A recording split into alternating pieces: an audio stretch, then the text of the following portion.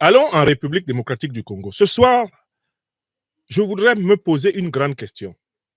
Félix Tshisekedi Tshilombo, après la prise de Goma par l'armée terroriste, néocolonialiste et impérialiste de Paul Kagame, au service des intérêts étrangers à l'Afrique, Félix Tshisekedi Tshilombo, le président de la République démocratique du Congo, a promis une riposte vigoureuse.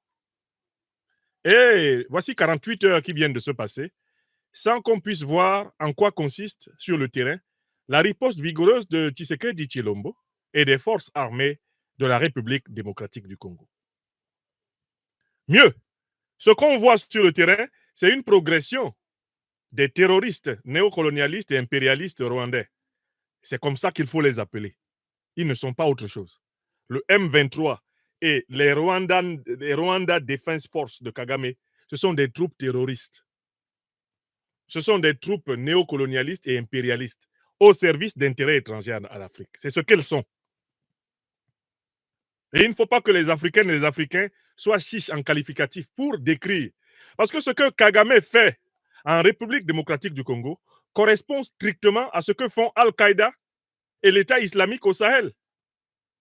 Et au niveau même déjà de l'Afrique centrale. C'est la même activité. C'est strictement la même activité. Que font les tueurs du M23? Mais quand ils arrivent, ils tuent, ils pillent, ils violent, n'est-ce pas? Et ils arrachent les propriétés pour les vendre. C'est la même activité que les terroristes d'Al-Qaïda et l'État islamique de l'autre côté. Et vous observerez qu'ils se comportent exactement comme les terroristes qui, à un moment donné, occupaient la ville de Kidal. Ils veulent donner l'impression de ressembler à un État, donc ils utilisent accessoirement quelques citoyens congolais, des renégats, on les utilise pour faire la façade, alors que derrière, ce sont juste des criminels au service des multinationales qui leur ont demandé de voler le coltan, l'or, le diamant, le manganèse, l'uranium, le cobalt, le cuivre du Congo pour leur donner, afin que leurs industries en Europe et en Amérique tournent à plein régime. Donc, il faut déjà que les Africaines et les Africains aient le courage tranquille de nommer l'armée rwandaise comme une armée terroriste, néocolonialiste, impérialiste, au service des intérêts étrangers à l'Afrique. C'est ce qu'elle est actuellement, l'armée rwandaise. C'est sa description scientifique. Ce n'est pas une insulte. Bon. Mais Tshisekedi a promis au peuple congolais, et il a promis à Mondovision qu'il allait mener une riposte vigoureuse. Mais où est la vigueur? Où est donc passée la vigueur promise par Félix Tshisekedi? Ce que nous observons, c'est au contraire que le Rwanda, les troupes terroristes néocolonialistes impérialistes rwandaises, progressent à l'intérieur du territoire congolais. Et un certain nombre de dirigeants de cette bande terroriste qui attaquent la République démocratique du Congo ont dit que leur intention est de se rendre jusqu'à Kinshasa pour prendre le pouvoir et diriger le Congo. Alors, la question que je me pose ce soir est la suivante. Qu'est-ce qui peut expliquer qu'un pays aussi grand et aussi peuplé que le Congo soit déstabilisé presque aussi facilement par un pays aussi petit et proportionnellement en population aussi peu peuplé que le Rwanda, si on le compare en tout cas au peuplement congolais en valeur discrète. C'est vrai que le Rwanda est surpeuplé si on établit un ratio entre la taille du territoire et la quantité de la population. Ils sont 13 millions dans un territoire extrêmement petit. Ils sont 13 millions dans quoi? Je dois vous donner ici je vais vous donner les données exactes. Alors, le Rwanda, c'est 26 338 km². Écrivez la taille du Rwanda. Le Rwanda, c'est 26 338 km². C'est un pays, certes, vallonné, mais c'est un pays enclavé. OK? Avec 445 habitants par km². C'est ça le Rwanda. Hein? 26 338 km². Alors, en face, la République démocratique du Congo, RDC, RD Congo. Quelle est sa superficie? La République démocratique. 2 345 000 mètres carrés. 2 345 000 mètres carrés. Alors, au niveau de la taille, c'est ça. Au niveau de la population, selon un recensement de 2023, la République démocratique du Congo avait en 2023 102,3 millions d'habitants. 102,3 millions d'habitants. Le Rwanda en a 13 millions. Et puis, moi, ce qui m'a intéressé, et je l'ai publié sur ma page Facebook, ce sont les données militaires brutes entre les deux pays. Regardons la taille des armées. Les forces armées rwandaises comparées en taille aux forces armées congolaises. J'ai publié une série de captures d'écran sur ces informations à la disposition de tous ici. Bon, l'armée rwandaise, eh bien, c'est environ 33 000 membres d'effectifs. Alors que, eh bien, rien que déjà en 2010, l'armée congolaise était en 2010 à 145 000 hommes. Donc, c'est une armée aujourd'hui de pratiquement 150 à 200 000 hommes dans cette fourchette. C'est les premiers chiffres que j'ai pu trouver. On a d'un côté 33 000 hommes et de l'autre côté 145 000, 150 000. On a d'un côté plus de 2 millions de kilomètres carrés et de l'autre côté à peine 26 000 kilomètres carrés. Donc, la question est la suivante. Mais qu'est-ce qui peut expliquer la faiblesse de l'armée congolaise face à l'armée rwandaise? Qu'est-ce qui explique cela? C'est un vrai casse-tête, intellectuellement parlant. Et bien sûr, les militaires, les économistes, les géostratèges, les géopoliticiens spécialisés dans les questions militaires seraient bien mieux placés que moi pour analyser le problème. Mais qu'est-ce que j'ai vu assez rapidement? La première chose que j'ai vue, c'est quand je me suis intéressé à l'histoire de l'armée congolaise. Je suis allé regarder l'histoire de l'armée congolaise, les chefs d'état-major depuis 1960. Écoutez le nom des chefs d'état-major. Je me suis d'abord intéressé à l'histoire. Qu'est-ce qui peut expliquer cet ascendant militaire du Rwanda? Qu'est-ce qui peut expliquer cet ascendant militaire du Rwanda sur la République démocratique du Congo? Je suis allé regarder l'histoire. Premier chef d'état-major, Victor Lundula. Deuxième chef d'état-major, alors Lundula était général. C'était en 1960. En 1964, c'est Joseph Désiré Mobutu, le colonel. Entre 1970 et 90, c'est Jean-Pierre Somao Bodo-Mbele, un général. Ensuite, c'est Babia Zombi, un général. Ensuite, c'est Singa Boyenge, un général d'armée toujours. Ensuite, c'est Eluki Monga Aoundou, un général. Ensuite, c'est Loponda. Jusqu'en 1990, c'est eux. Ils sont presque tous originaires de la même province que Mobutu, l'Équateur, le Haut-Zaïre. Entre 1990 et 1991, c'est Mazembe Waegbanga, général de corps d'armée. 1991-93, c'est Mayele Lioko Bokungu, général. Entre 1993 et 1996, c'est Eluki Monga Aoundou qui revient comme général, toujours originaire de l'Équateur. Entre 1996 et 1997, c'est Mayele Lioko Bokungu, un général, originaire de l'Équateur, la province de Mobutu. Eh bien, à partir de 1997, bon, donc Mayele se fait tuer d'ailleurs, 1997-98, là on trouve le nom de quelqu'un qui s'appelle James Kabarebe. Mais qui est James Kabarebe? Astafroulay, c'est un Rwandais. Un Rwandais s'est retrouvé chef d'état-major de l'armée congolaise. Un officier rwandais en exercice comme officier au Rwanda s'est retrouvé chef d'état-major de l'armée congolaise entre 1997, c'est-à-dire la chute de Mayele, la chute de Mobutu, et juillet 1998, soit pratiquement un an. Là, ça commence à tilter. Ça me pose la question de savoir, mais pourquoi et comment un officier rwandais peut s'être retrouvé à la tête de la République démocratique du Congo? Je continue à lire. Après James Kabarebe, en 1998, c'est Célestin Kifwa. Mais Célestin Kifwa est originaire du Katanga. Et qui est président après que James Kabarebe ait été chassé avec plusieurs autres soldats rwandais de l'armée congolaise par Laurent Désiré Kabila? Qui est président? C'est Laurent Désiré Kabila. De quelle province est-il originaire? Le Katanga. On continue à lire. Donc, ensuite, entre 1998 et 2001, c'est Joseph. À partir de 2001, ça va être Joseph Kabila. Entre 1998 et 2001, il y a Sylvestre Louecha, puis Joseph Kabila qui vont prendre la relève. Ils sont tous du Katanga. On continue. 2001, 2004, Baudouin Liwangamata Nyamuniobo. C'est un amiral, il est originaire de l'Équateur. Qui est président à partir de 2001-2004? C'est Joseph Kabila. On continue. 2004-2007, Philémon Kisempia Sungilanga, un lieutenant général originaire de la région de Lomami. Puis 2007-2008, c'est Dieudonné Kayembe Mbandakou, lieutenant général originaire du Kasaï oriental. Puis 2008-2018, Didier Etumba Longomba, général d'armée originaire de l'Équateur. 2018-2022, eh bien, Célestin Mbala Moussense, général d'armée originaire du Bas-Congo. Christian Chiwewe Songesha, 2022-2024, il est originaire du Katanga. Et depuis 2024, c'est Jules Banza Mouilambwe. Bon, on n'a pas précisé la région de laquelle il vient, mais qu'est-ce que j'observe? Rien qu'en étudiant la liste des responsables de l'état-major, je me rends compte que la plupart du temps, les présidents congolais nomment chef d'état-major quelqu'un qui est originaire de leur région. La plupart du temps. Ce n'est pas systématique. Ça, c'est déjà le premier indice des faiblesses d'une armée.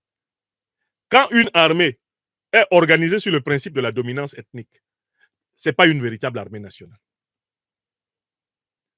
Et c'est l'un des problèmes que nous avons dans les armées nationales en Afrique, après les pseudo-indépendances des années 60.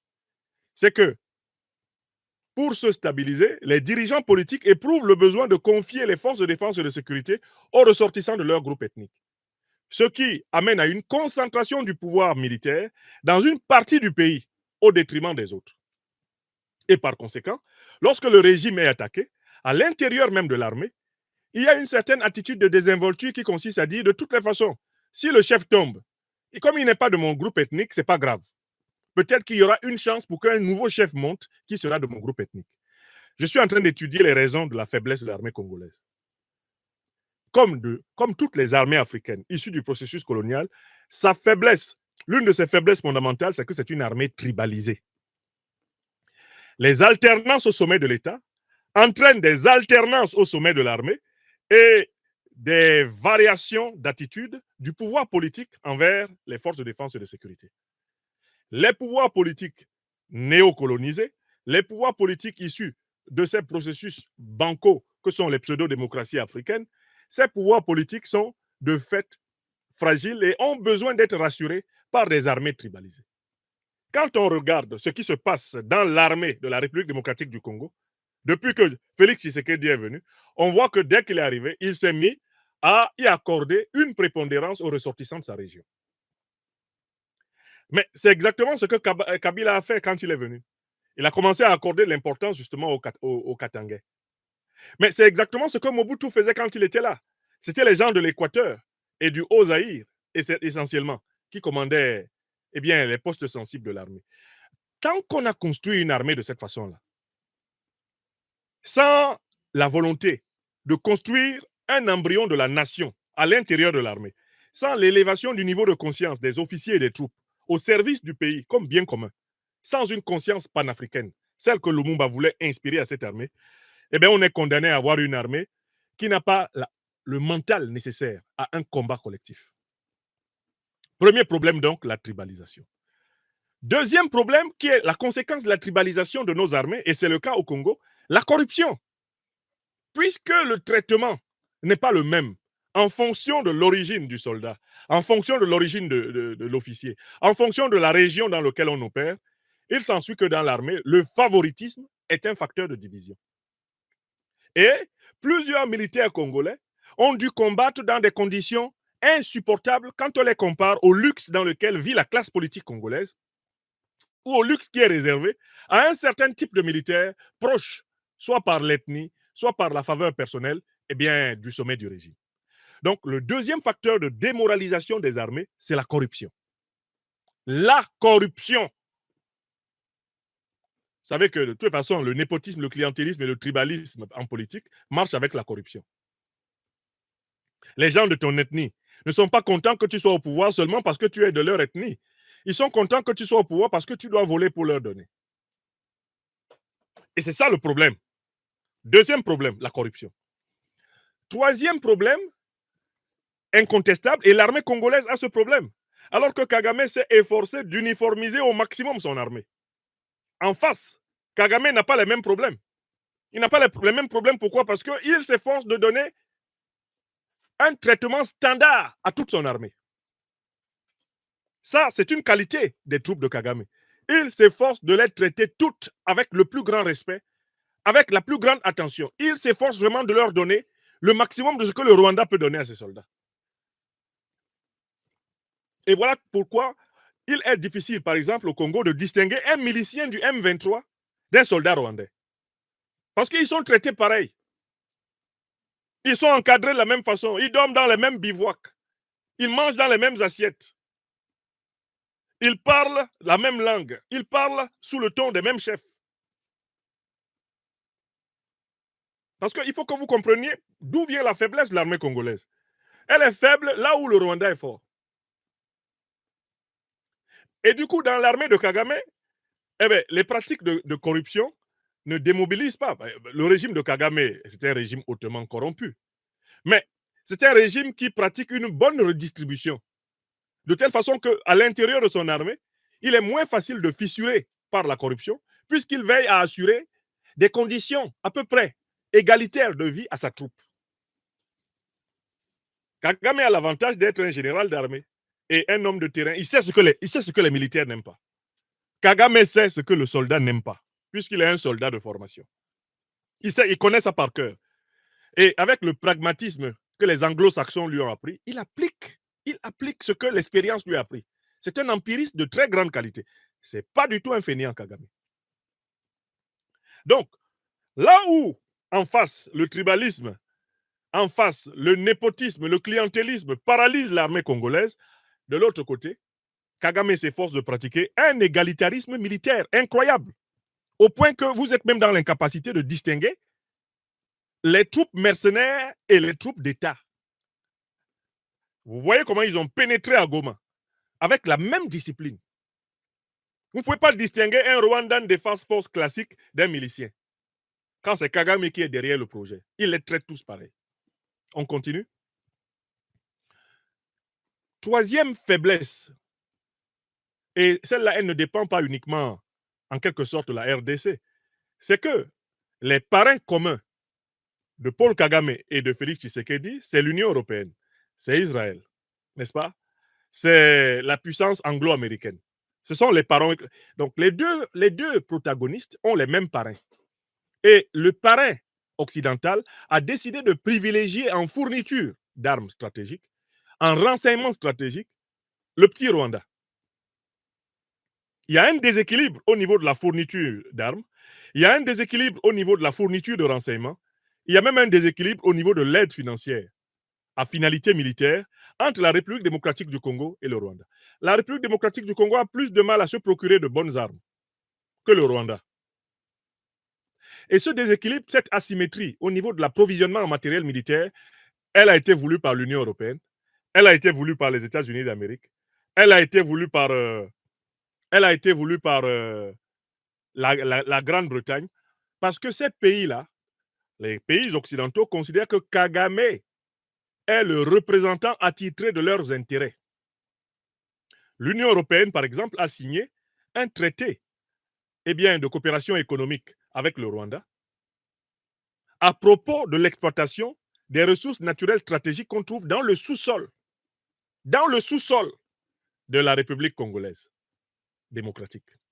C'est-à-dire que l'Europe s'est permise d'acheter, ou plutôt de se procurer, les richesses du Congo à travers le Rwanda, positionnant littéralement le Rwanda dans la posture de tuteur du Congo, le Rwanda devenant le médiateur entre la République démocratique du Congo et le commerce international des matières premières.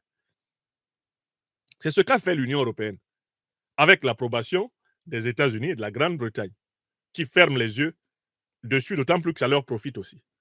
D'accord? Donc, il y a un déséquilibre à ce niveau-là. Et ça, c'est un troisième niveau d'appréciation qui est important. Enfin, il y a un dernier niveau. On voit très bien que les forces armées de la République démocratique du Congo ne possèdent pas, ne maîtrisent pas une doctrine militaire. Ils n'ont pas une doctrine militaire puissante. Il n'y a pas un discours de la méthode qui unifie puissamment les forces armées de la République démocratique du Congo. Mais pourquoi? Parce qu'à la tête de la République démocratique du Congo, il y a quelqu'un qui veut manger à tous les râteliers. Il y a quelqu'un qui n'a pas de doctrine militaire. Félix Tshisekedi n'a pas de doctrine militaire. Il n'a pas de doctrine militaire parce qu'il sait qu'il est un vassal de l'impérialisme occidental et du néocolonialisme occidental. Et que pour tout vassal, la seule doctrine militaire qui existe, c'est la soumission à l'OTAN, la soumission à l'UE, la soumission au duo anglo-américain. Quand vous êtes dans une logique de soumission à l'OTAN, à l'UE ou au duo anglo-américain, vous ne pouvez pas avoir de doctrine militaire. Or, Kagame, lui, il se considère comme un membre de l'OTAN en Afrique. Il se considère comme un membre de l'alliance hégémonique occidentale dans le monde. Il faut que vous entriez dans la psychologie de Kagame. Alors que Tshisekedi se considère comme un vassal de l'Occident et a peur.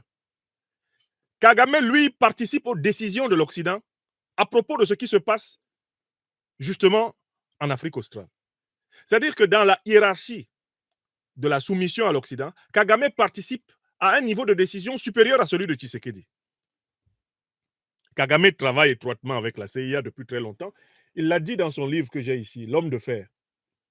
Il a témoigné lui-même que très tôt, la CIA lui a permis d'entrer et de sortir des États-Unis avec des sommes d'argent qui ne sont pas permises à des citoyens ordinaires. Kagame la sortait avec des millions de dollars dans sa valise comme ça. Il montait avec ça dans l'avion. Il passait, il a écrit dans son livre L'homme de fer, qu'il lui était permis d'entrer et de sortir avec des sommes d'argent énormes des États-Unis. Pourquoi? Parce que très tôt, il a été recruté par la CIA. C'était un agent de la CIA, c'était un représentant de la CIA, Kagame. Donc, il a un niveau de largesse que Tshisekedi n'a pas. Du coup, lui, il participe aux décisions. Voilà pourquoi vous voyez que Kagame est très calme. Les États-Unis le menacent verbalement, les déclarations de l'Union européenne verbales, les déclarations françaises verbales, les déclarations britanniques verbales. Kagame s'en fout de ça. Il sait que lui, il participe au plan. Il est dans le plan. C'est dans l'intérêt des multinationales des pays occidentaux que Kagame attaque le Congo. Donc, il sait que pour se protéger, ceux-ci sont obligés de tenir un double langage. Condamnation diplomatique sans sanction économique ni sanction militaire. J'espère que vous avez remarqué que c'est la ligne de l'Occident. Condamnation diplomatique, mais pas de sanctions économiques, pas de sanctions militaires contre le Rwanda. Pourquoi? Mais parce que le Rwanda agit pour les intérêts de l'Occident. Et c'est ce qui a été dit au député Mounir Satouri. Mounir Satouri est un député au Parlement européen qui a, devant le Parlement européen, accusé l'Union européenne d'être derrière le Rwanda et de financer en fait la guerre atroce qui est livrée contre le peuple congolais. Le commissaire européen chargé de la coopération avec le Rwanda lui a dit que lui, il n'avait pas le même type d'information que Mounir Satouri. Il n'a pas le même type d'information et que la coopération entre l'Union européenne et le Rwanda est l'une des meilleures au monde. Voilà ce que le commissaire du Parlement européen chargé de la coopération avec le Rwanda a répondu à un député qui lui faisait observer que pactiser avec le Rwanda pour l'exploitation des matières premières au Congo, c'est financer en réalité l'armée rwandaise pour aller terroriser, massacrer, piller le Congo. Le représentant attitré de la politique européenne du Rwanda a répondu que pour les Européens, le Rwanda est un bon partenaire. Mais oui, c'est un bon partenaire. Pourquoi? Parce qu'il pille le Congo, mais pour les multinationales occidentales. C'est aussi simple que ça. Et tout ça a été formalisé dans un traité sur l'exploitation et la commercialisation des matières premières. Rendez-vous compte de l'incongruité qu'il y a pour l'Union européenne à signer un traité de commercialisation des matières premières avec un pays qui n'en a pas dans son sol, le Rwanda, en partant du principe que ce pays va aller les arracher en République démocratique du Congo et les leur brader. C'est ça le principe du traité qui a été signé. Alors, donc ça, c'est une raison fondamentale. Enfin, je viens à la 5e raison pour laquelle l'armée congolaise, alors elle n'a pas de discours. Pourquoi? Parce que Tshisekedi est un exécutant. Il ne participe même pas à l'endroit où on discute du plan. C'est un exécutant. C'est un exécutant, c'est quelqu'un qui reste à la porte, la réunion finie, et on sort lui dire les conclusions. Il n'entre pas. Alors que Kagame participe aux hautes réunions de l'OTAN et de la CIA. Museveni participe aux hautes réunions de l'OTAN et de la CIA. Pas Tshisekedi. Tshisekedi attend dans les couloirs. On vient avec les conclusions pour lui donner. Enfin, donc, je viens au dernier point qui est extrêmement important. Si l'armée congolaise ne parvient pas à reprendre de l'initiative, bien sûr, on a fait la liste, C'est une armée tribalisée, c'est une armée qui est fortement corrompue, c'est une armée qui n'a pas un discours de la méthode, elle n'a pas une vision qui la domine. Pourquoi? Parce que ses patrons sont eux-mêmes soumis. C'est une armée sous-équipée, fortement sous-équipée, et ça a été voulu depuis l'assassinat de Laurent Désiré Kabila, et avant son assassinat, depuis l'assassinat de Lumumba, on a veillé à ce que le Congo ne devienne jamais une grande puissance militaire. Et ça a été prévu dans les grands plans hégémoniques de l'Occident. Puisque ce pays est un scandale minier, il ne faudra jamais laisser ce pays vivre en paix. Il ne faudra jamais laisser les filles et les fils de ce pays décider de l'usage de leurs richesses. Ça a été décidé. Et c'est le contenu de la lettre du 2 août 1939, écrite par Albert Einstein à Franklin Delano Roosevelt. Il lui dit, pour nous assurer la suprématie dans le monde, nous devrons veiller à contrôler les matières premières stratégiques du Congo belge. C'est comme ça qu'on l'appelait à l'époque. C'est écrit noir sur blanc. La lettre d'Einstein, l'un des contributeurs scientifiques à la découverte de la bombe atomique, sa lettre à Franklin Delano Roosevelt, président des États-Unis d'Amérique. Vous la trouverez facilement si vous la tapez sur Google. Lettre d'Einstein à Roosevelt sur le Congo. Einstein explique à Roosevelt qu'on ne peut pas laisser aux Congolais les richesses qu'ils ont. Si on les laisse, ça risque de profiter aux Russes. Ça risque de profiter aux Soviétiques, c'est comme ça qu'on les appelle à l'époque. Ça risque de profiter aux nazis. Bref, en tout cas, à une autre puissance que les États-Unis. Il faut mettre la main dessus. Alors, comment mettre la main dessus? Mais en imposant des valets, des vassaux, comme Mobutu Sese Seko, et comme ceux qui lui ont succédé en dehors de Laurent Désiré Kabila, qui a su faire volte-face. Donc, la cinquième raison pour moi, c'est le fait que Tshisekedi est incapable de changer de doctrine parce qu'il est soumis. Il a peur d'être rectifié par les néocolons et les impérialistes occidentaux. Et pourquoi a-t-il peur? Mais parce que l'armée congolaise est profondément infiltrée par ses ennemis. Rendez-vous compte qu'en 1997, cette armée a pu accepter d'être dirigée pendant un temps par un officier rwandais, James Kabarebe, qui est retourné au Rwanda. Comment le Grand Congo, plus de 2 millions de kilomètres carrés, avec une population de plus de 100 millions d'habitants, peut laisser un officier rwandais être même pendant un an? Eh bien, c'est bien parce que, en fait, depuis très longtemps, le régime rwandais, notamment celui de Kagame, a infiltré à tous les niveaux. Il a infiltré l'armée congolaise. Et l'un des moyens qu'il a utilisé pour infiltrer l'armée congolaise, c'est l'exploitation de la diversité ethnique du Congo. En raison de la proximité entre le Rwanda et le Congo, des populations rwandophones, avec le temps, se sont installées en territoire congolais. Et ils sont devenus des groupes ethniques sédentaires. C'est le cas, par exemple, des rwandophones congolais qu'on appelle les Banyamulenge. Ce sont des migrants venus du Rwanda et qui s'installent dans l'immense Congo et puis qui progressivement sont aujourd'hui relativement traités comme des populations autochtones, alors que leurs migrations sont très récentes et la plupart d'entre eux d'ailleurs, en arrivant au Congo, possédaient déjà des papiers rwandais, possédaient d'abord des papiers rwandais. Bon, mais peu importe. Kagame va utiliser cette partie minoritaire de Congolais rwandophones pour infiltrer toute l'armée. Et vous vous souviendrez toujours que c'est un Rwandais qui a assassiné le président Laurent Désiré Kabila. C'est un soldat congolais rwandophone, Rachidi Kazereke, qui va assassiner Laurent Désiré Kabila dans son bureau à Kinshasa. Vous pouvez donc imaginer que toute la chaîne de commandement de l'armée congolaise est infiltrée par des individus comme ça, qui ont déjà été achetés par le Rwanda, et à travers le Rwanda, les impérialistes occidentaux. Vous comprenez? Donc c'est une armée infiltrée. C'est-à-dire que Tshisekedi n'est même pas capable d'avoir un secret.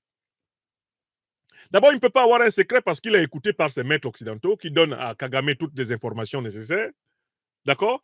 Et puis, il est même infiltré à l'intérieur de son armée par les Congolais rwandophones, dont certains ont été retournés par Kagame.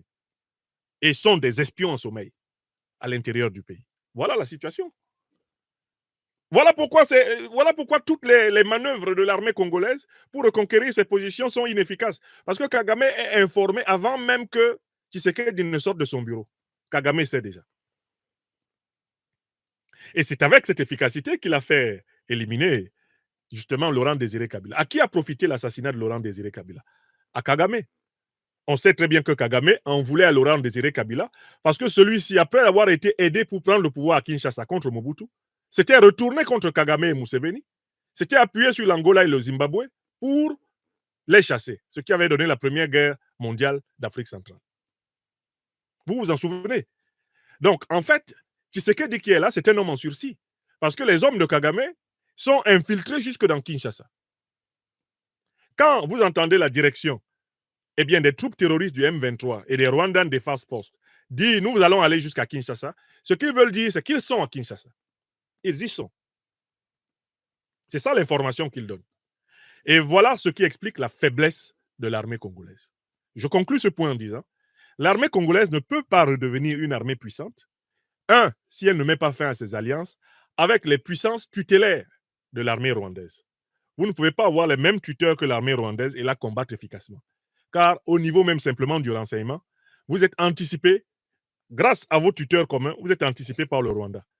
En sachant très bien que le beau rôle a été réservé au Rwanda par les impérialistes occidentaux, vous n'avez pas intérêt à avoir les mêmes maîtres que. Donc, il faut, premier acte, une rupture géopolitique et géostratégique. La question c'est, est-ce que Tshisekedi est à la hauteur d'une telle rupture? Ma réponse est non. C'est un poltron. Il n'a pas la carrure. Ce n'est pas l'homme de la situation. Deuxième élément important, une réorganisation des forces armées de la République démocratique du Congo sur la base du principe révolutionnaire. Il faut retrouver ce que Lumumba, ce que Pierre Moulele, ce que Laurent Désiré Kabila, entre autres, voulaient pour l'armée congolaise. Il faut reprendre le chantier là où il s'est arrêté, avec l'assassinat de Laurent Désiré Kabila, et bâtir une armée nationale congolaise. Et ce n'est pas compliqué. Pour bâtir une armée nationale congolaise, il faut traiter tous les soldats à tous les grades et à tous les degrés de la même façon. Il faut veiller à ce qu'il y ait une égalité de traitement pour tous les soldats du même grade, du même degré. Introduire de la justice dans cette armée et mettre à la disposition de cette armée les moyens optimaux pour qu'elle ne soit tentée par aucune corruptibilité facile. Il faut soigner l'armée, mais y introduire de la justice. Transcender la privilégiature de l'ethnie. C'est la deuxième chose. Seul un gouvernement révolutionnaire panafricaniste peut faire ça. Troisième chose, mais la République démocratique du Congo doit clairement solliciter les alliances des pays qui sont restés attachés au processus du panafricanisme révolutionnaire. On a raconté à un moment que M. Tshisekedi voulait venir en Afrique de l'Ouest, etc., pour requérir les conseils de ses frères du Mali, du Burkina Faso et du Niger. Moi, je n'ai jamais pu vérifier cette information à un haut niveau, ni sur le site officiel de la République démocratique du Congo, à ma connaissance, à moins que les choses aient changé, ni sur le site officiel de la République du Mali. Je n'ai vu trace de l'idée d'un voyage de Tshisekedi en Afrique de l'Ouest. En fait, pourquoi aurait-il besoin d'aller en Afrique de l'Ouest? Mais il a l'ambassadeur de Russie à Kinshasa, il a l'ambassadeur de Chine à Kinshasa. Il les convoque et il les charge de messages spéciaux pour leur président. Il peut parler avec leur président à travers leurs moyens de communication. Tshisekedi. Il n'a pas besoin de prendre son avion pour sortir du Congo. Mais il n'a pas la capacité de le faire parce qu'il a beaucoup plus d'intérêt en Occident qu'au Congo. Le problème de Tshisekedi est bien celui-là, c'est un otage de l'oligarchie occidentale parce qu'il a plus d'intérêt en Occident qu'au Congo. Vous comprenez? Il a plus d'intérêt en Occident qu'au Congo. C'est un problème personnel pour Tshisekedi. S'il a amassé de la fortune, c'est ici, en Occident, qu'il la garde. Alors, par conséquent, prendre pour lui le risque d'une réorientation géostratégique, géopolitique, comparable à celle d'Assimi Goïta, de Traoré Ibrahim, ou d'Abdourahmane Tiani, au Mali, au Burkina Faso et au Niger, c'est trop demandé à ce monsieur. Ce monsieur ne possède, son volant ne s'est pas tourné. Il file droit sous la domination. Et il veut bercer les Congolais d'illusions. Alors, l'armée congolaise est potentiellement supérieure à l'armée rwandaise. Une armée congolaise réorganisée, avec une égalité pratiquée dans l'armée, une corruption extirpée de l'armée, une armée congolaise correctement fournie en armes et munitions, une armée congolaise dotée de la doctrine du panafricanisme révolutionnaire qui avait été le cœur de sa formation sous Lumumba, sous Pierre Moulele, et cette formation qui reprenait avec Laurent Désiré Kabila, cette armée-là balaie les troupes rwandaises du sol congolais et va jusqu'à Kigali déloger Kagame. Mais seule une telle armée peut justement stimuler la volonté des pays qui ont conservé la tradition panafricaniste révolutionnaire jusqu'à un certain point, comme l'Angola, comme le Zimbabwe, comme l'Afrique du Sud. Et il y a un pays très à côté là, de la République démocratique du Congo et du Rwanda qui brûle d'envie de participer à la résolution de ce problème, c'est le Burundi. Le Burundi qui a averti que si on laisse le Rwanda continuer à envahir le Congo comme cela, c'est qu'on est en train de semer les conditions d'une véritable guerre mondiale africaine. Un conflit qui va être régional et continental commence. Parce que si on laisse Kagame commencer à s'installer comme il est en train de faire au Congo, il va accumuler de la force pour attaquer les autres. Et les autres n'ont pas intérêt à laisser Kagame continuer à croître en puissance. Un Kagame puissant signifie un Burundi en danger. Ça signifie toute une Afrique centrale. Eh bien, la République centrafricaine en danger, le Cameroun en danger, le Gabon en danger, le Congo-Brazzaville en danger, l'Angola en danger, l'Afrique du Sud en danger. Parce qu'en fait, Kagame, c'est qui? C'est l'impérialisme occidental. Si Kagame prend de l'ampleur sur le Congo, c'est fini. La recolonisation totale et complète de l'Afrique centrale aura été réalisée. Il faut que vous preniez conscience du fait que Kagame fait partie du plan de l'OTAN. Un peu comme les pays de la CEDEAO font partie du plan de l'OTAN pour contrôler l'Afrique de l'Ouest. L'Ouganda et le Rwanda sont dans le plan de l'OTAN pour contrôler l'Afrique centrale et l'Afrique australe. Et il faut vraiment les voir venir. Il faut bien les voir venir. Mais c'est un gouvernement panafricaniste révolutionnaire à Kinshasa qui peut obtenir l'engagement angolais, l'engagement burundais, l'engagement zimbabwéen, obtenir l'engagement sud-africain à un plus haut niveau que maintenant. Parce que l'un des obstacles à l'engagement beaucoup plus massif des troupes angolaises, des troupes sud-africaines, des troupes burundaises ou des troupes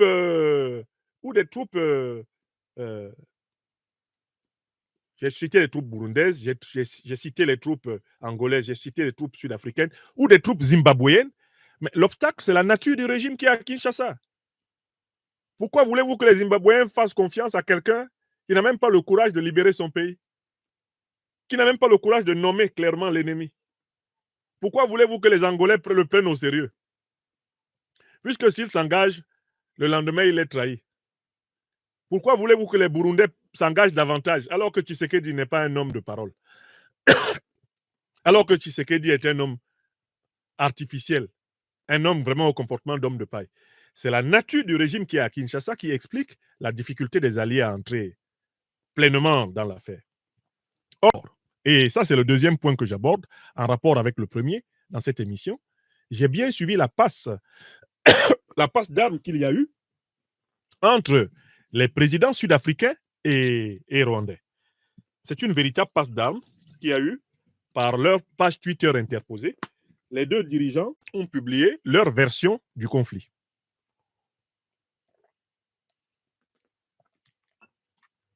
Parlons-en. J'ai regardé d'abord la déclaration du président sud-africain. Après qu'une dizaine, maintenant on sait que c'est pratiquement 13 soldats sud-africains aient été tués en République démocratique du Congo par les hommes de Kagame, par les terroristes néocolonialistes impérialistes de Kagame. Voici ce qu'a dit le président sud-africain Cyril Ramaphosa. Il a fait la déclaration suivante.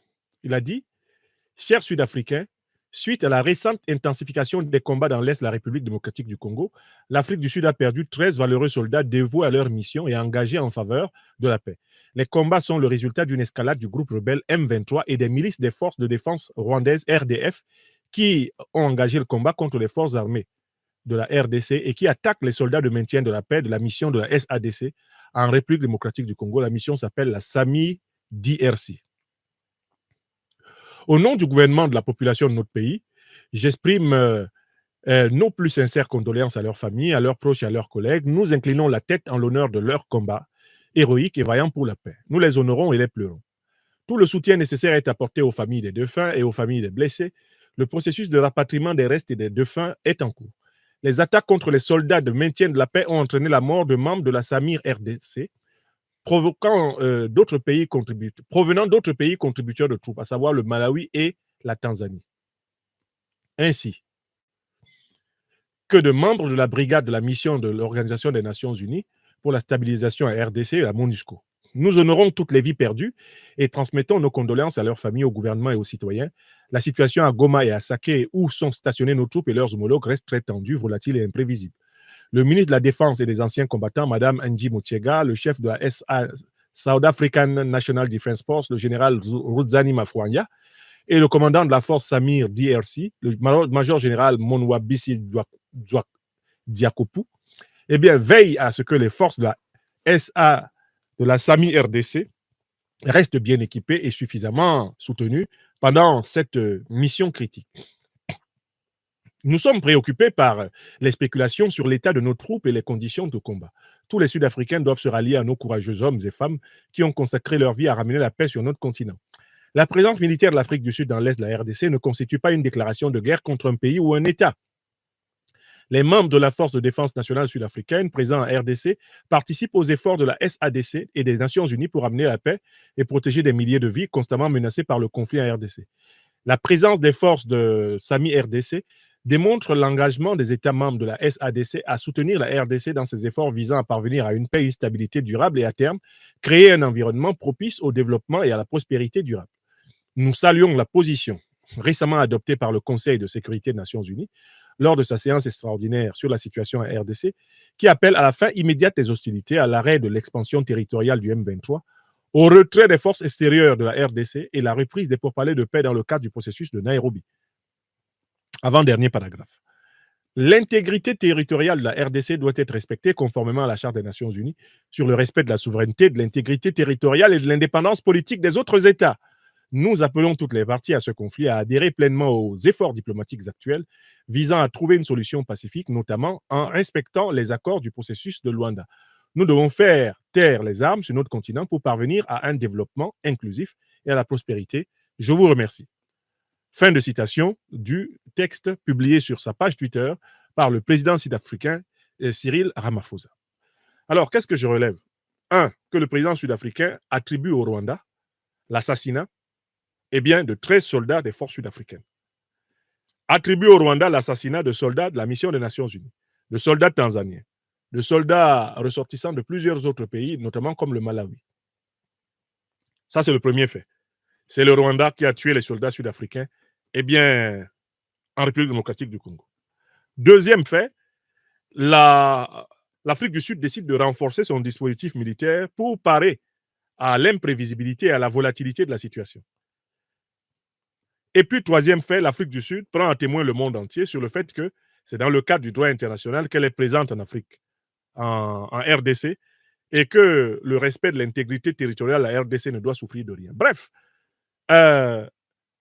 Cyril Ramaphosa se contente de rappeler les fondamentaux. Il ne s'habille même pas du manteau du chef de guerre. Il ne s'habille même pas du manteau du chef de guerre. Et la première question qu'on peut se poser, c'est pourquoi Ramaphosa a-t-il ce ton modéré et posé? La réponse est toute simple. Ce n'est pas parce que l'armée sud-africaine ne peut pas décapiter toute l'armée rwandaise en une journée de combat.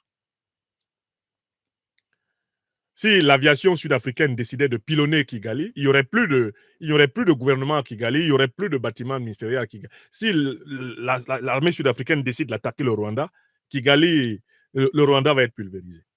Les capacités militaires ne sont pas comparables entre les deux pays. Mais l'attitude, en réalité, l'attitude de Cyril Ramaphosa s'explique par autre chose. Elle s'explique par le fait qu'il sait que ce n'est pas le Rwanda, le tout petit Rwanda là, qui a les muscles suffisants pour attaquer la République démocratique du Congo ou pour tuer les soldats sud-africains. C'est parce que le président sud-africain sait que derrière le Rwanda se trouve l'OTAN. Et que l'OTAN est à la recherche de raisons d'installer une guerre durable de déstabilisation de toute l'Afrique centrale comme condition de son accès facile par le pillage aux ressources naturelles du sol d'Afrique centrale et d'Afrique australe. Je recommence l'explication. Qu'est-ce qui explique la modération de Ramaphosa? Ramaphosa ne regarde pas Kagame, il regarde qui est derrière Kagame. Il sait que c'est l'OTAN. Et il sait que dans les plans de l'OTAN, il y a toujours la stratégie d'utiliser un proxy qui va provoquer un géant de la sous-région et le faire basculer dans une guerre qui va être l'occasion pour l'OTAN de fatiguer le géant. C'est comme ça que l'OTAN opère avec Israël au Moyen-Orient. Vous avez bien remarqué. C'est comme ça que l'OTAN opère avec l'Ukraine en Europe. Vous avez bien remarqué. C'est comme ça que l'OTAN opère avec l'Ouganda et le Rwanda en République démocratique du Congo. Vous avez bien observé. C'est comme ça que l'OTAN opère en Afrique de l'Ouest avec les micro-États, les États voyous de la CEDEAO. Vous avez bien remarqué. Ils essayent toujours de créer des guerres et ils se cachent derrière leur proxy pour attiser la guerre, affaiblir la sous-région et imposer leur présence. Et le tour est joué. Le pillage des matières premières peut reprendre de plus belle. Vous avez compris ou pas?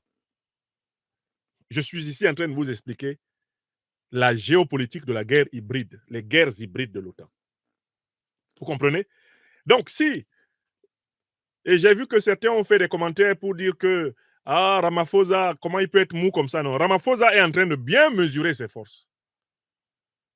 Avant de frapper sévèrement le Rwanda, il va falloir pour lui qu'il s'assure du soutien actif de la Russie et de la Chine. Quand Ramaphosa sera sûr que la Russie et la Chine, si on peut même ajouter l'Inde, sont vraiment derrière lui, l'Iran sont derrière lui, le Venezuela derrière lui, il va frapper le Rwanda. Écrivez ça. Écrivez. Parce que le Rwanda lui a tué 13 soldats. C'est un défi. Hein.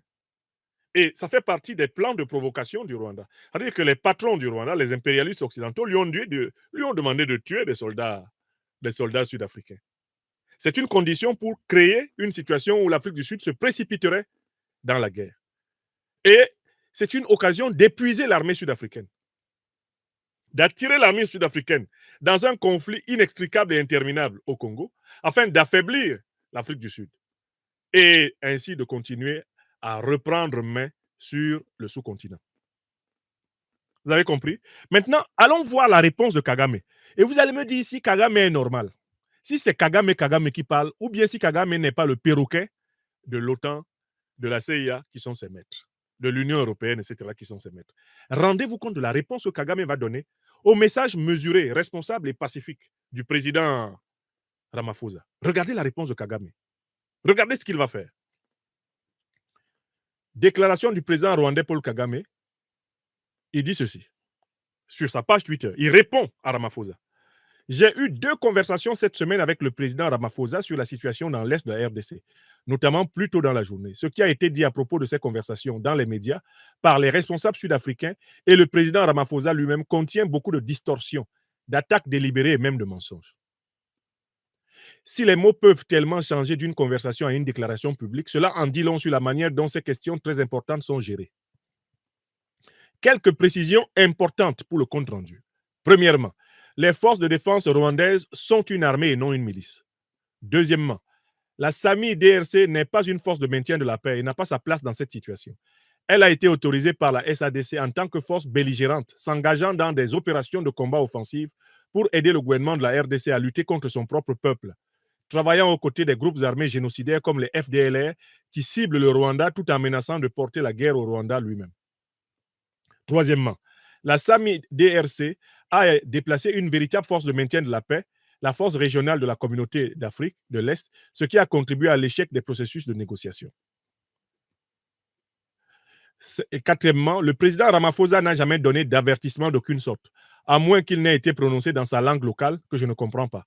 Il a demandé un soutien pour garantir que la force sud-africaine dispose de suffisamment d'électricité, de nourriture et d'eau, ce que nous contribuerons à communiquer. Cinquièmement, le président Ramaphosa m'a confirmé que ce n'est pas le M23 qui a tué les soldats sud-africains, mais ce sont les FARDC. Sixièmement, si l'Afrique du Sud veut contribuer à des solutions pacifiques, c'est très bien. Mais l'Afrique du Sud n'est pas en mesure d'assumer le rôle d'artisan de la paix ou de médiateur. Et si l'Afrique du Sud préfère la confrontation, le Rwanda traitera à tout moment la question dans ce contexte. Fin de citation, voilà la réponse de Kagame publiée sur sa page sur sa page Twitter, X. Mais c'est très grave. Quelles sont les grandes idées de Kagame? Kagame, première idée, Ramaphosa est un menteur. Kagame, lui, dit que lui, il est un homme véridique. Lui, le félon, qui entre au Congo, qui tue des Congolaises et des Congolais, qui vole le coltan pour le vendre aux Occidentaux, lui, il dit que lui, il est l'homme de vérité, alors que Ramaphosa est un menteur. Première idée. Quand Satan traite un serviteur du bon Dieu de menteur. La communication commence mal. Deuxième idée, Paul Kagame fait un compte rendu contraire au contenu de la conversation entre Ramaphosa et lui. Tout ce que Ramaphosa a communiqué comme contenu de sa conversation avec Kagame, Kagame soutient le contraire. Il dit que l'armée sud-africaine est venue aider le gouvernement congolais à combattre les Congolais qui ont pris les armes au Kivu. Ça, c'est la ruse habituelle de Kagame, c'est de dire que le M23, ce sont des Congolais qui combattent le gouvernement central parce que le gouvernement central refuse une juste répartition des richesses avec eux. Or, ce ne sont pas des Congolais. Il y a quelques Congolais de façade, mais le M23, c'est l'armée rwandaise, c'est Kagame. La preuve, l'Union européenne n'a pas cru bon de passer un accord d'exploitation du minerai congolais avec le M23.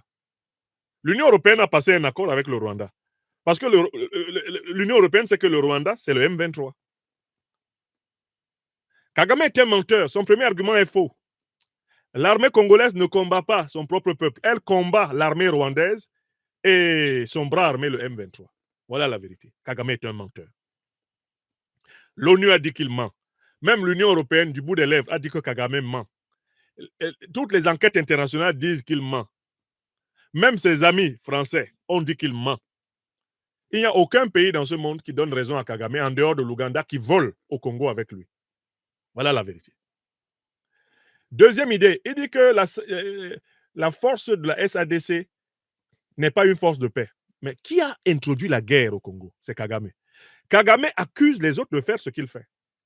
Si l'armée rwandaise restait au Rwanda, si le M23 restait dans son pays, le Rwanda, est-ce qu'il y aurait une guerre au Congo? Non. Si d'ailleurs la SADC donnait suffisamment de troupes et de moyens militaires pour contrôler complètement la frontière entre le Rwanda et la RDC, en renvoyant les Rwandais chez eux et les Congolais chez eux, est-ce qu'on n'aurait pas la paix? On aurait la paix. On parle de dôme de fer. Eh bien, pour protéger Israël, mais il faut un dôme de fer pour protéger le Congo de la nuisance du Rwanda et de l'Ouganda. Et ce n'est pas un territoire très long et le Congo a la richesse nécessaire pour acheter les armes lui permettant de construire littéralement un dôme de fer face à ces deux États voyous qui le fatiguent. Bon. Troisième idée.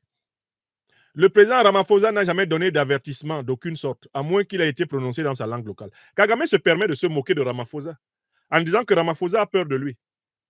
Et que quand lui et Ramaphosa se parlent, ils parlent anglais. Et que l'anglais de Ramaphosa, là, lui, n'a jamais entendu un avertissement dedans. C'est-à-dire que Ramaphosa, on lui tue 13 soldats.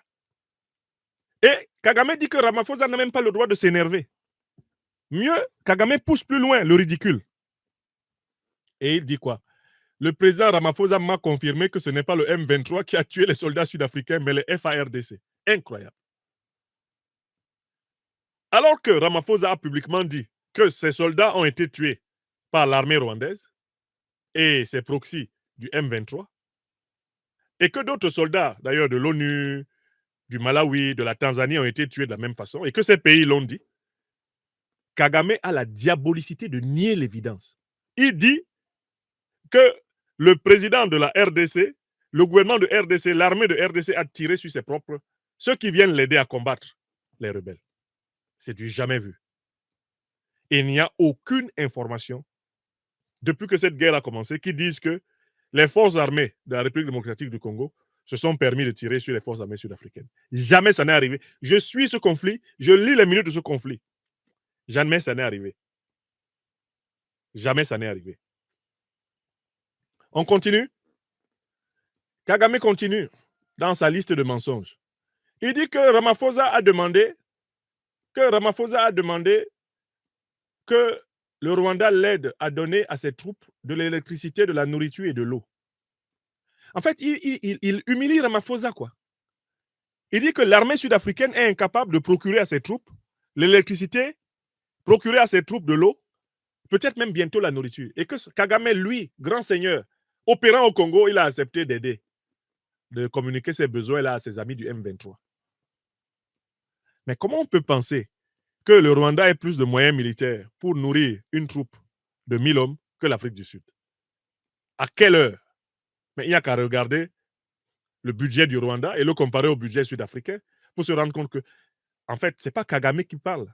Kagame, c'est la voix de l'OTAN. C'est la voix de la CIA. C'est la voix de l'Occident, Kagame. C'est la voix de l'Union européenne. Ce n'est pas Kagame. Kagame, lui seul, là, il ne peut pas se mettre devant Ramaphosa pour parler. Et enfin, Kagame lance un défi militaire à l'Afrique du Sud. Il dit que si l'Afrique du Sud veut la confrontation militaire, lui, il est prêt. On a tous étudié la taille de la population rwandaise. On a étudié la taille du territoire rwandais. Honnêtement, une guerre entre l'Afrique du Sud et le Rwanda, est-ce que le Rwanda tient une journée? Est-ce que la capitale Kigali la tient une journée d'une guerre de confrontation avec l'armée sud-africaine? Donc, j'analyse les propos de Kagame maintenant en disant que ce n'est pas Kagame qui parle. Ce n'est pas Kagame qui parle. Kagame, il est la voix de ses maîtres. C'est un ventriloque. Il faut entendre la voix de l'OTAN, il faut entendre la voix des États-Unis, la voix de la Grande-Bretagne, il faut entendre la voix de l'Union européenne derrière Kagame. Il parle parce que ses maîtres lui ont garanti que l'Afrique du Sud n'osera pas l'attaquer. Il parle parce que ses maîtres ont averti l'Afrique du Sud de ne pas attaquer. Il parle parce que l'Afrique du Sud possède des informations selon lesquelles, si elle attaque dans ces conditions, il y a un piège qui lui est préparé, un peu comme on avait laissé Saddam Hussein attaquer le Koweït pour en profiter pour attaquer justement l'Irak. Vous vous souvenez? Le piège de la première guerre du Golfe. Comment on a piégé Saddam Hussein? Saddam Hussein était fâché parce que le Koweït vendait moins cher le pétrole et faisait chuter tout le temps le prix du baril de pétrole irakien. Le petit Koweït fatiguait Saddam Hussein, qui pourtant avait aidé les Américains à détruire l'Iran pendant pratiquement 10 ans dans les années 80. Saddam Hussein informe ses parrains américains de son intention de punir le petit Koweït, qui nuit au prix du baril de pétrole. Les parrains américains de Saddam Hussein lui disent, Monsieur le Président, you can move on. Allez-y, faites. C'est votre problème là-bas. Or, en fait, ils avaient déjà préparé tout ce qu'il fallait pour taper sur l'Irak au nom d'accords de défense et de coopération militaire avec le Koweït. Dès que l'Irak a envahi, le Koweït a été envahi en une journée. Saddam Hussein n'a même pas eu besoin de combattre. Il avait déjà pratiquement pris tout le Koweït en main. Les Américains et leurs alliés britanniques sont tombés à bras raccourcis sur l'Irak. Se sont mis à le bombarder sauvagement. En disant qu'ils appliquaient un traité de coopération internationale et de défense avec le Koweït et qu'ils étaient les défenseurs du principe de la souveraineté des États que Saddam Hussein avait violé. Donc, le Rwanda que vous voyez là est un piège tendu de l'OTAN à plusieurs pays. C'est un piège tendu de l'OTAN à plusieurs pays. Et je conclue en disant que l'Afrique du Sud ne peut pas y aller seule.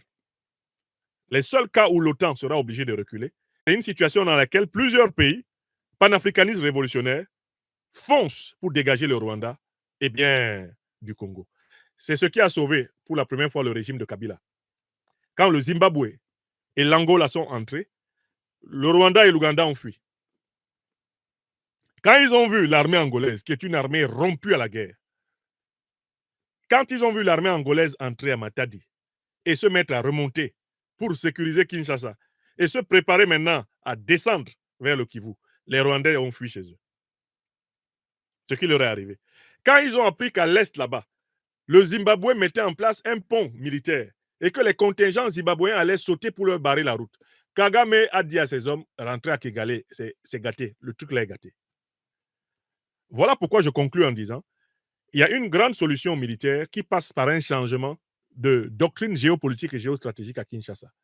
S'il y a un changement de doctrine géopolitique et géostratégique à Kinshasa, c'est-à-dire que si l'Angola, l'Afrique du Sud, le Zimbabwe sont sûrs que c'est vraiment un gouvernement panafricaniste révolutionnaire qui est à Kinshasa, ils accepteront, je pense, dans ces conditions, de prêter main forte à l'armée congolaise et de bouter l'armée rwandaise hors du sol. Et je pense que la prochaine bataille qui va agglomérer ces armées-là permettra de résoudre le problème Kagame. Parce que cette fois-ci-là, ce serait une erreur de la part de l'Afrique du Sud.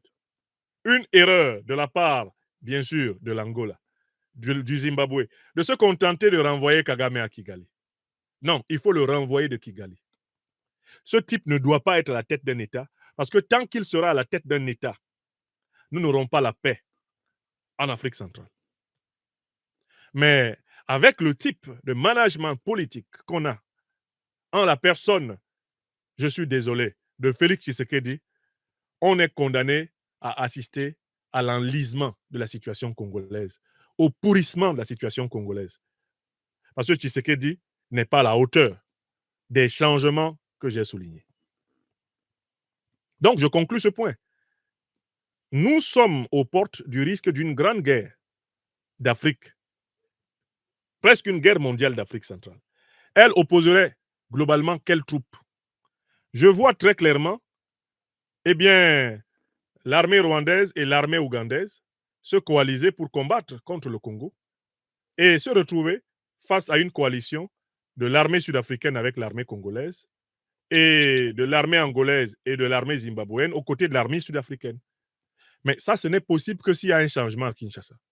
Parce que les Zimbabwéens, les Sud-Africains, les Angolais savent que Tshisekedi est une mauviette, que Tshisekedi est un mollasson politique, que Tshisekedi n'est pas quelqu'un avec qui on peut faire des deals sûrs, que Tshisekedi est une girouette, que Tshisekedi n'est pas un patriote panafricaniste révolutionnaire. Voilà pourquoi ils observent le pourrissement de la situation. Et ce qui risque d'arriver à tout moment, c'est un coup d'État pro-occidental à Kinshasa pour faire tomber Tshisekedi et faire semblant de reprendre la situation en main pendant que le Rwanda s'installe durablement dans le Kivu. Et en réalité, le processus qui est le plus attendu pour le peuple congolais, c'est vraiment un processus de changement, non seulement d'élite politique, mais de doctrine. Il y a des Congolaises et des Congolais valables qui savent que cela est nécessaire. Je vous invite en particulier à considérer les ouvrages qui ont été publiés par mon frère Patrice Mbeko. Mbeko a fait un travail très intéressant sur ces questions. Mais le régime, eh bien, Tshisekedi ne prend pas au sérieux les intellectuels congolais qui ont anticipé sur les difficultés géopolitiques et géostratégiques de la situation nationale congolaise. Pourquoi? Parce qu'il n'a pas confiance en beaucoup d'entre eux quand ils ne sont pas de l'ethnie du président. Les mêmes blocages. Quand les gens ne sont pas de l'ethnie du président, ils ne les écoutent pas. Ils ne les croient pas. Ils pensent qu'ils veulent lui donner des conseils pour le livrer et le faire tomber. Et que ce qui les intéresse, c'est uniquement le remplacer. Pauvre Afrique. Pauvre Congo. Cry, oh my beloved country. Cry. Mon espoir est qu'il y ait un véritable changement de doctrine géopolitique et géostratégique à la tête du Congo. Mon espoir est que le panafricanisme révolutionnaire de Lumumba, de Moulele et de Laurent Désiré Kabila, que ce panafricanisme redevienne la doctrine inspiratrice de la réorganisation de l'État congolais. Ce n'est qu'ainsi que l'espoir sera de retour. Eh bien, pour le moment, soutien total au peuple congolais martyrisé par les terroristes néocolonialistes impérialistes rwandais, ougandais également. Soutien total à tous les peuples africains. Et là, je soutiens le peuple congolais comme je soutiens le peuple rwandais, car je n'ignore pas que le peuple rwandais lui-même est aussi largement victime de la politique de Kagame. Kagame qui est à la tête d'un pays où l'opposition est un crime. Je n'oublie pas que le peuple rwandais lui-même est un peuple mis littéralement au forceps. Et j'appelle les Africaines et les Africains partout à travers le monde de dénoncer non seulement le rôle terroriste, néocolonialiste et impérialiste du Rwanda, mais le soutien de l'OTAN et de l'Union européenne, le soutien des États-Unis, de l'Angleterre à Kagame contre le Congo. On a la responsabilité de dénoncer en documentant. Il faut dénoncer en documentant. Souligner d'abord qu'ils condamnent du bout des lèvres, mais ils ne prennent ni sanctions économiques, ni sanctions diplomatiques, ni sanctions militaires. Premier point. De deux, ils commercialisent les matières premières congolaises avec quelqu'un qui les pille et les vole en torturant, en assassinant, en génocidant le peuple congolais. Voilà deux arguments aisés à documenter. N'ayez pas peur, dites cette vérité partout dans le monde.